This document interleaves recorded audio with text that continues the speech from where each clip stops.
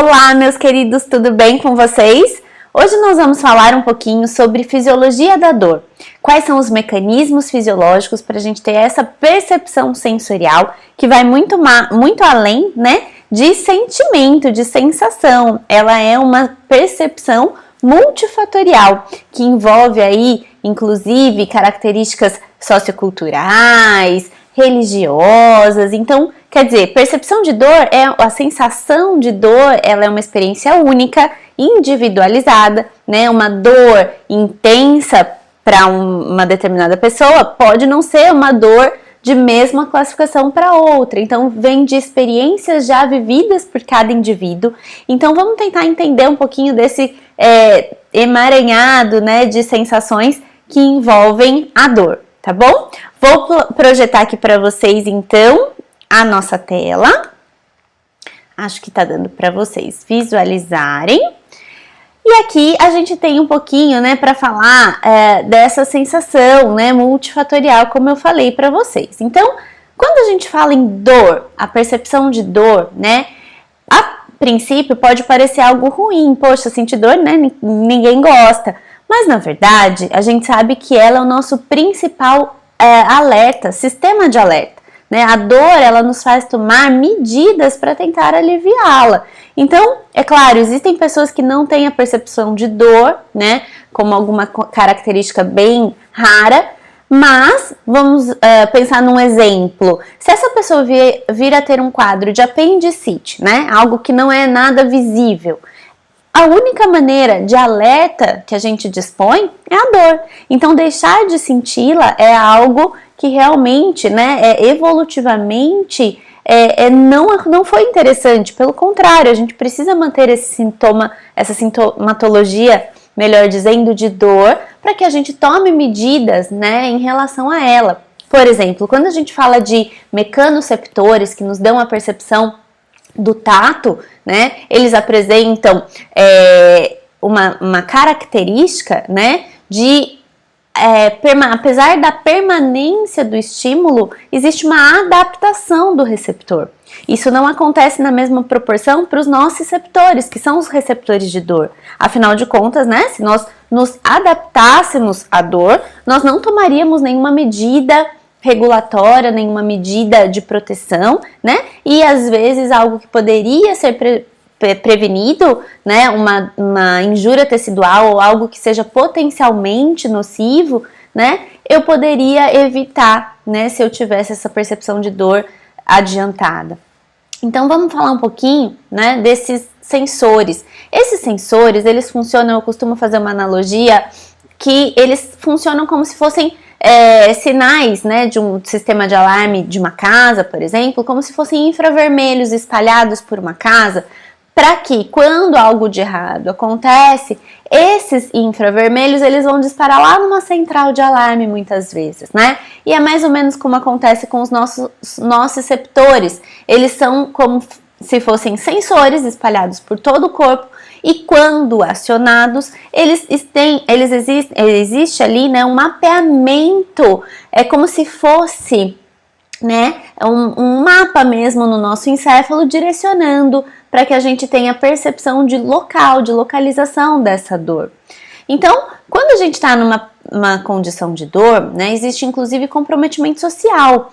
O indivíduo na condição de dor, ele não consegue ter atividades do dia a dia, do cotidiano, que são relativamente simples, ele não consegue focar, ele tem uma fisionomia característica dessa condição de dor, quer dizer, o indivíduo fica completamente alterado, né? E aí ela não consegue desempenhar suas atividades cotidianas de uma forma normal, né? O indivíduo, por exemplo, num quadro de cefaleia intensa, né? Ele pode ter outros sintomas associados, né? Num quadro de enxaqueca, por exemplo, né? Como náusea, não tem uma fotofobia, né? A luminosidade pode prejudicar. Então, são diversos os fatores envolvidos com a dor.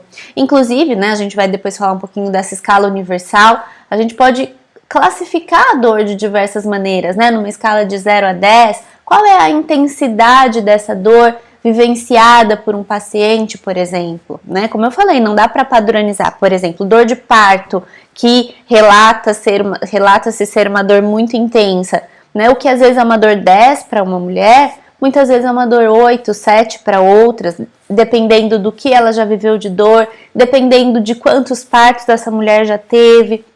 Então, tudo isso é muito relativo, né? Às vezes, no próprio indivíduo, essa variação acontece. Então, como eu disse, né, os nossos nociceptores, que funcionariam como se fossem os nossos sensores, eles estão espalhados por todo o corpo.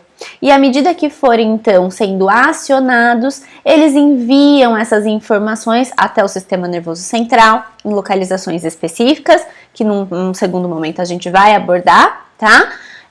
Para informar o sistema nervoso central que algo de errado pode estar acontecendo ali naquela região. Essa sensação ela pode ser somática, ela pode ser em áreas mais superficiais, né, ou mesmo profundas, como as percepções de dor visceral, né? Então, nós temos essa característica também, tá bom?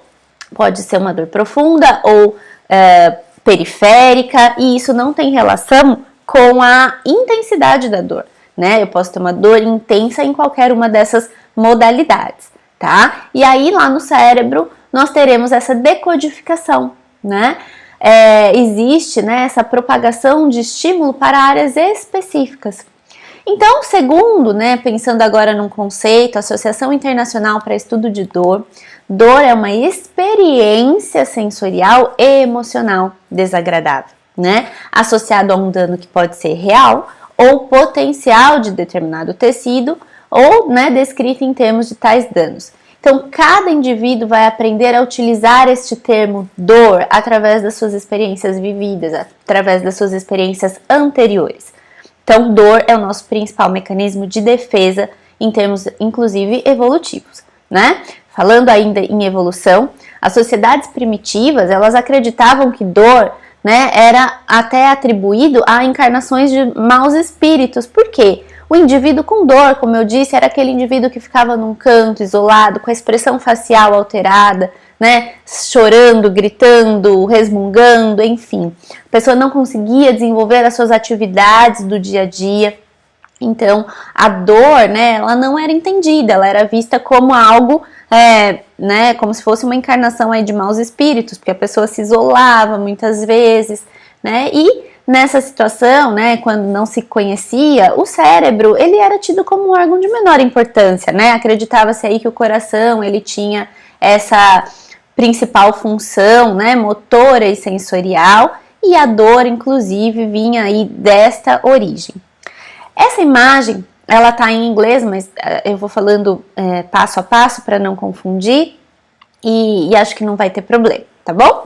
Então, a dor, né, a percepção de dor, ela pode ser subdividida em uma dor adaptativa ou uma dor de origem patológica. Então, a etiologia dela, a causa dela é diferente, ok? Então, quando falamos em dor adaptativa, essa dor pode ser advinda, né, dos próprios nociceptores, né, que vão então, por exemplo, sei lá, quando nós temos um exemplo de um calçado machucando, né? Nós temos essa condição e aí nós temos uma característica de ativação de nociceptores, representando uma dor do tipo somática, né? E essa dor somática, no caso, uma dor superficial, né? Vinda de receptores periféricos. Mas ela também pode ter ali característica de uma ativação de nociceptores somáticos profundos, quando, por exemplo, nós temos uma dor muscular pós-atividade física, né? Tem os nociceptores ali do fuso muscular sendo acionados, né? Ou mesmo eu posso ter a ativação de uma nocicepção visceral, quando eu sinto uma dor de origem visceral, por exemplo, uma dor de estômago, uma cólica menstrual, uma cólica intestinal, né? A característica dessas duas modalidades, ela é completamente diferente. A dor visceral é aquela dor difusa, né? A gente não consegue dizer exatamente a sua localização. É uma região que dói, pela própria característica do neurônio de dor, né? Ele tem uma terminação difusa.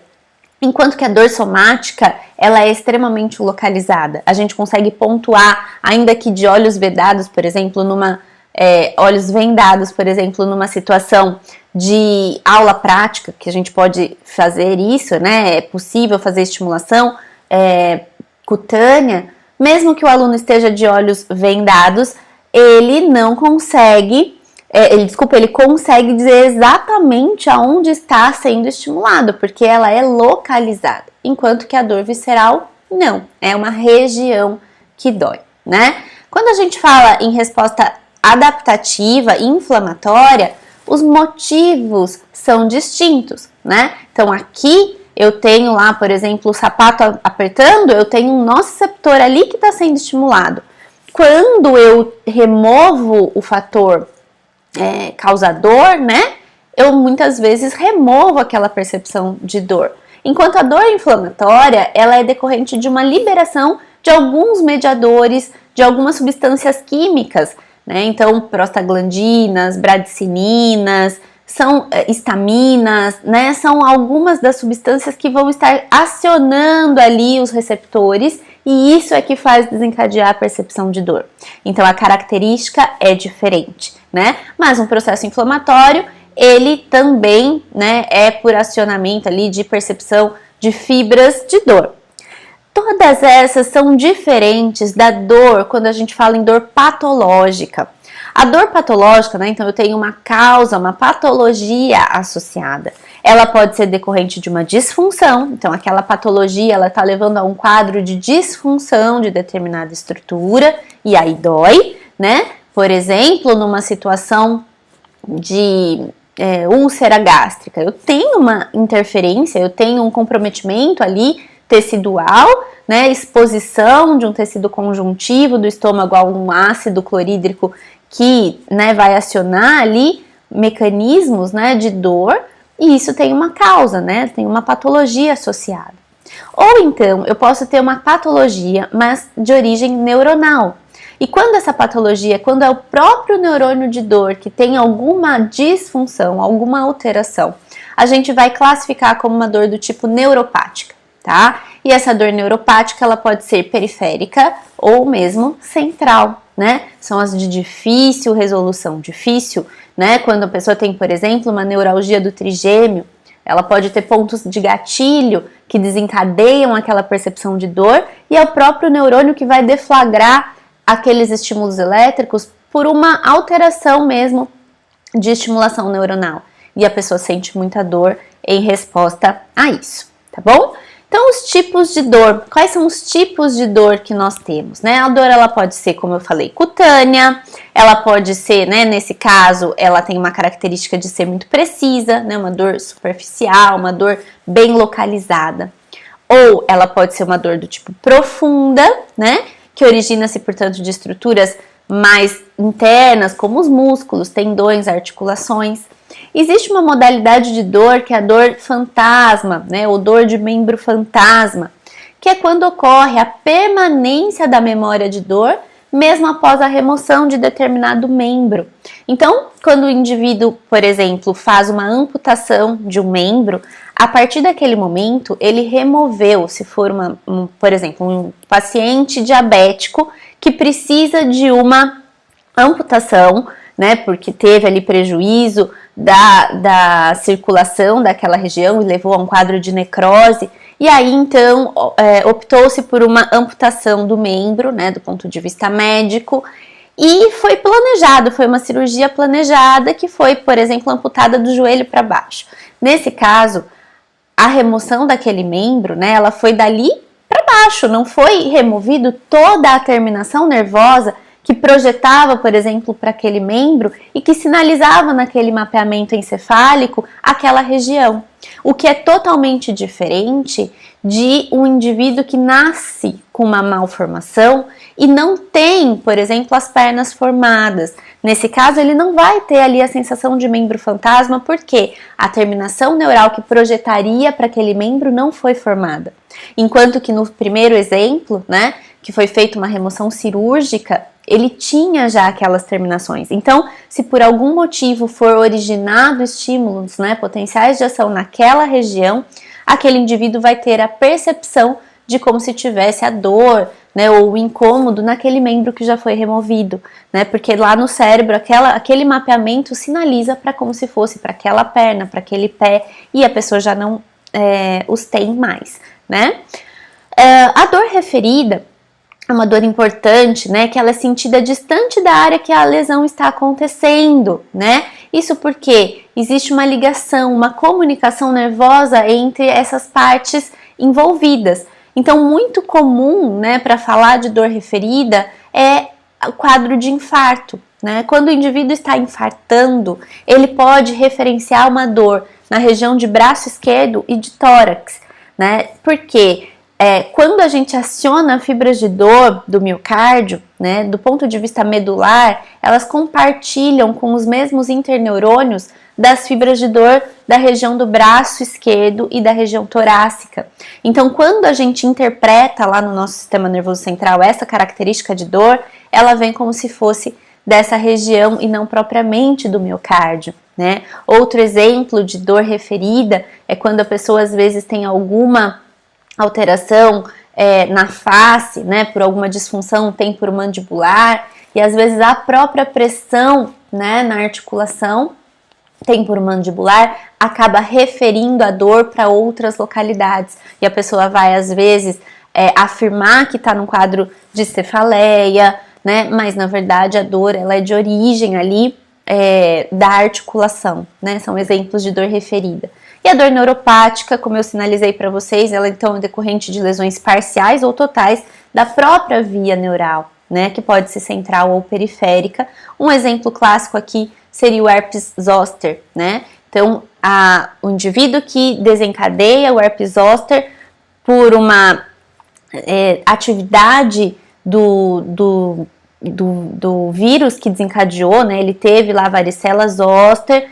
Então, em algum primeiro momento, ele teve lá a catapora, e aí ele fica com a varicela zoster ali alojada num grupo de nervos, né? Num ramo, na raiz dorsal de determinados grupos neurais, e eventualmente, por alguma queda de imunidade, uma condição associada, né? Alguma queda de resistência imunológica, aquele vírus pode voltar a replicar. E aí, aquela característica de dor, ela não vai mais ser a patologia, né, que ela teve inicial, primária, mas ela vai se desenvolver como, inclusive, algumas lesões cutâneas e que tem como característica uma dor neuropática. Afinal de contas, o vírus está alojado ali na raiz dorsal de um nervo, né? Então, a característica é muita dor, né?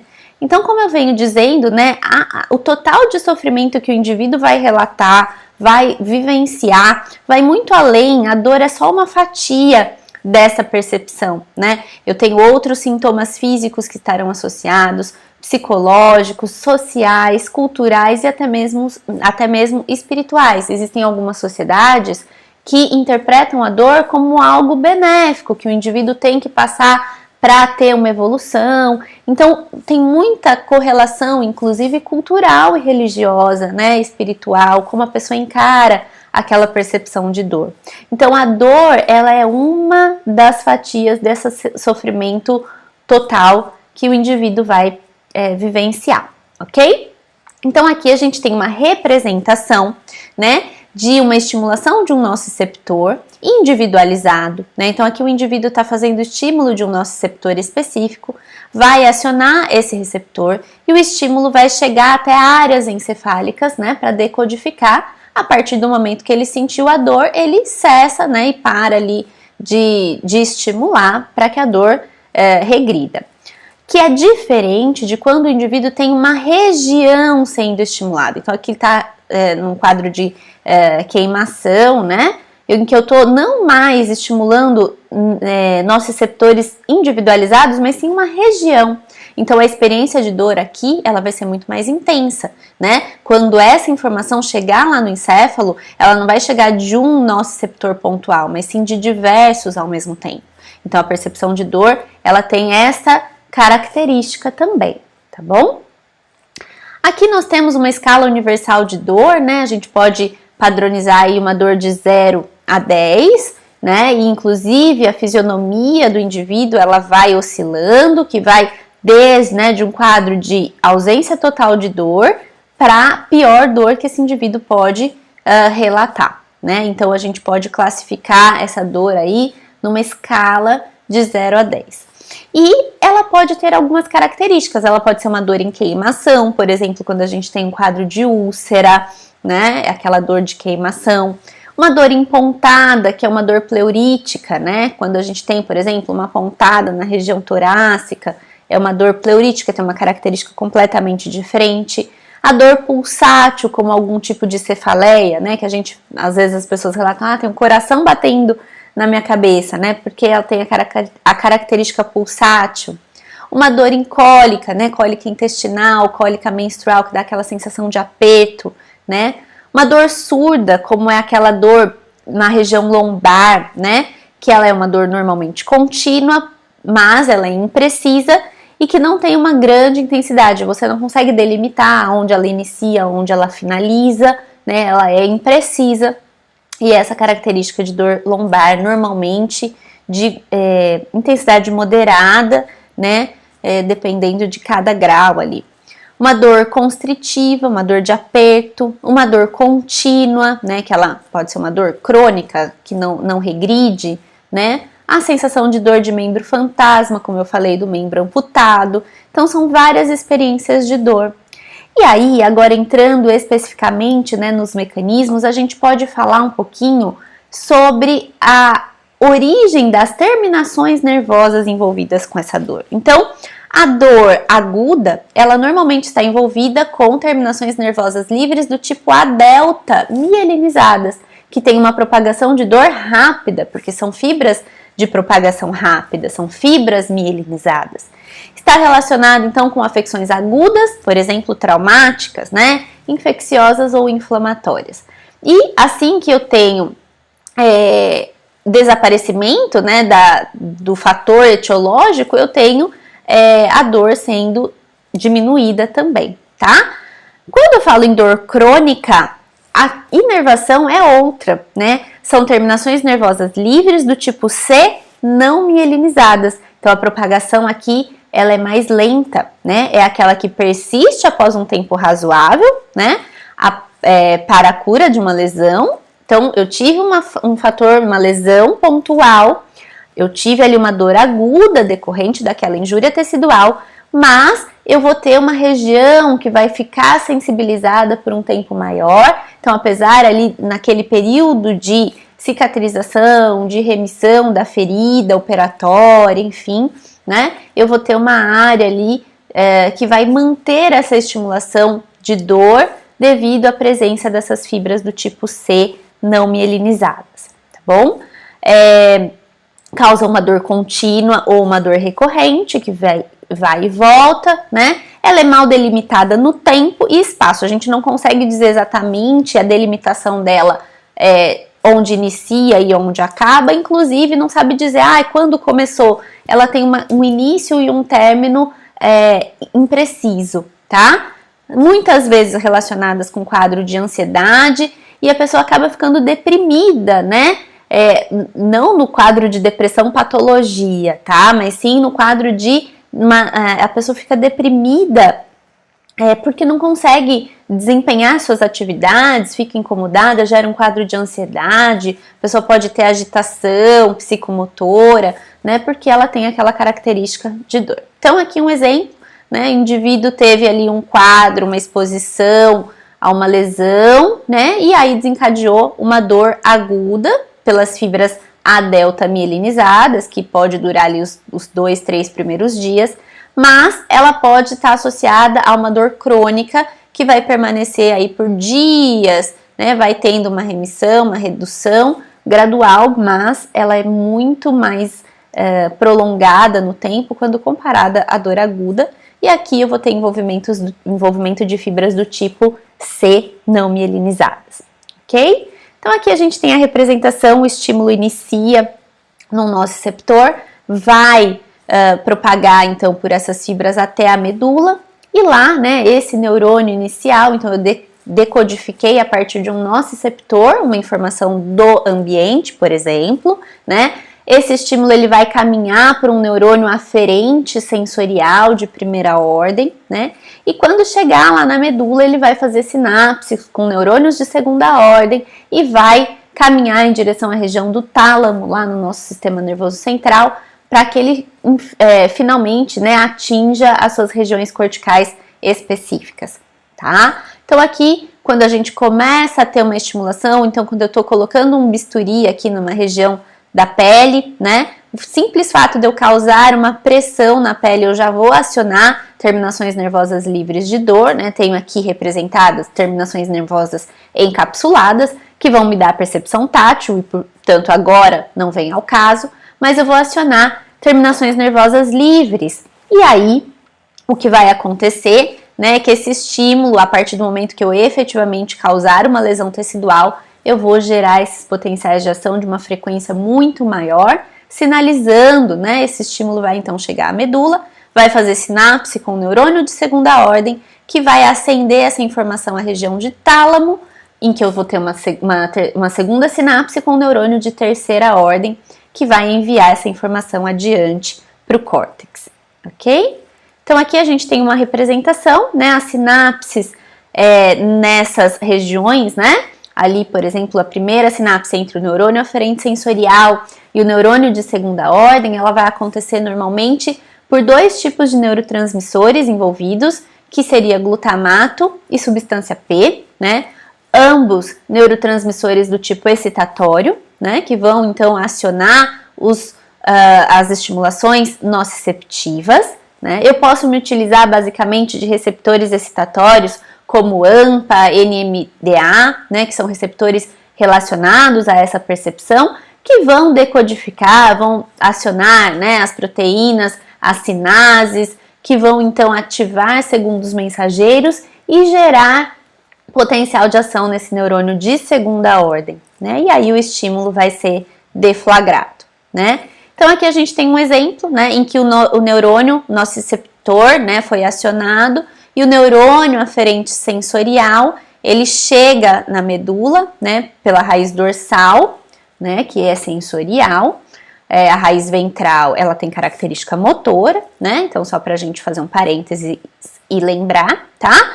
E aí, lá, né, na medula, eu vou fazer uma sinapse com o neurônio de segunda ordem e vou me utilizar ou da substância P ou do glutamato, acionando ali receptores como AMPA e NMDA. Tá? Eu posso ter, lógico, interferências dessa sinapse, né? Aí eu posso ter opioides que vão fazer uma inibição pré-sináptica, né? Eu posso ter um controle com GABA, glicina, fazendo uma inibição pré-sináptica também, ou mesmo pós-sináptica, né? Eu posso ter envolvimento de serotonina, né? E aí ter alguns ajustes de modulação dessa dor, né?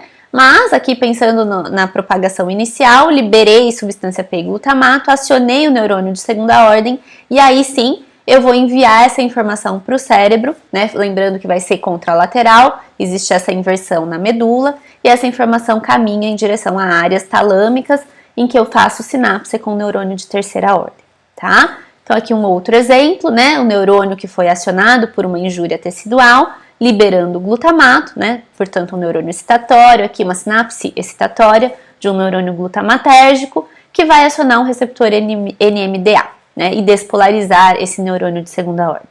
Nesse exemplo, inclusive, eu tenho aqui representado a presença de morfina, né? Acionando um receptor mi-opioide, né? Para amenizar aí a propagação e a percepção de dor, né? Como sendo o nosso principal analgésico aqui de efeito. Né?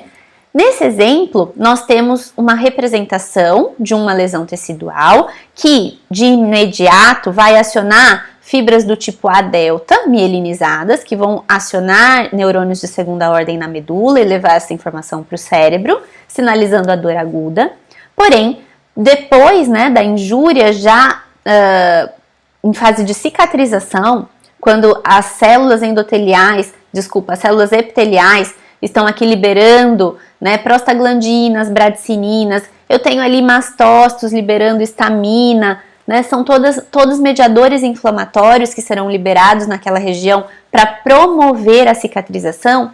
Essas vão acionar fibras do tipo C não mielinizadas e vão dar a característica de dor crônica, né? Que também vão fazer sinapses lá com os interneurônios na medula, ok? Nesse processo, quando a gente fala, né, de processo inflamatório, nós teremos, né, a síntese de uma substância chamada ácido araquidônico, né, que depois, num segundo momento, a gente vai falar sobre elas e que vai também acionar a percepção de dor. A gente vai falar de algumas características de anti-inflamatórios e aí a gente entende melhor essa sinalização, tá bom? Então, pode inclusive aumentar uma expressão, né, de receptores NMDA, então o neurônio fica mais sensível nessa situação de inflamação, né, aumenta o número de mediadores e aumenta o número de receptores, então a área fica mais receptiva, né.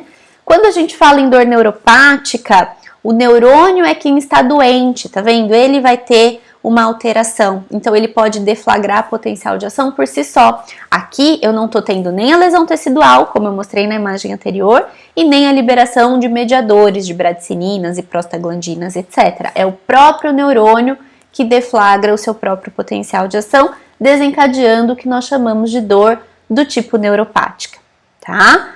Aqui o indivíduo, né, representando um corte tecidual, estimulou uma terminação nervosa livre. Essa informação foi para a medula, na medula vai fazer a primeira sinapse, depois aciona áreas do tálamo, né, que enviam depois para a região sensorial do córtex, tá? Para que o indivíduo represente, né, olha a expressão facial dele, né, que ele então represente a dor, né, característica dessa percepção.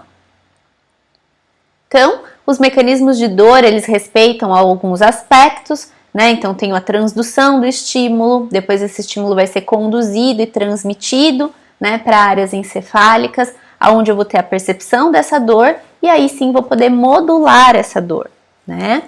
Então, aqui um exemplo, né? O indivíduo entrou em contato com a chama ali de um fogão, por exemplo, acionou nossos receptores, esse estímulo vem para a medula, da medula para o tálamo e finalmente, né, para áreas corticais.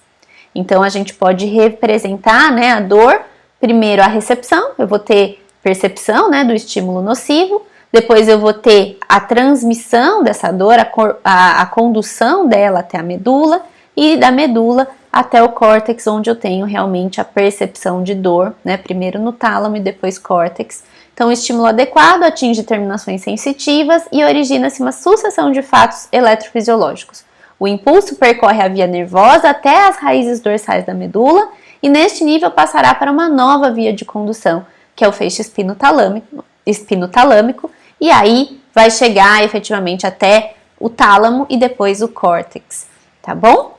Então, era isso que a gente teria para falar, para abordar na aula de hoje, e aí a gente segue, né, numa aula 2 sobre fisiologia da dor. Espero que tenham gostado e fico à disposição para dúvidas. Beijo grande!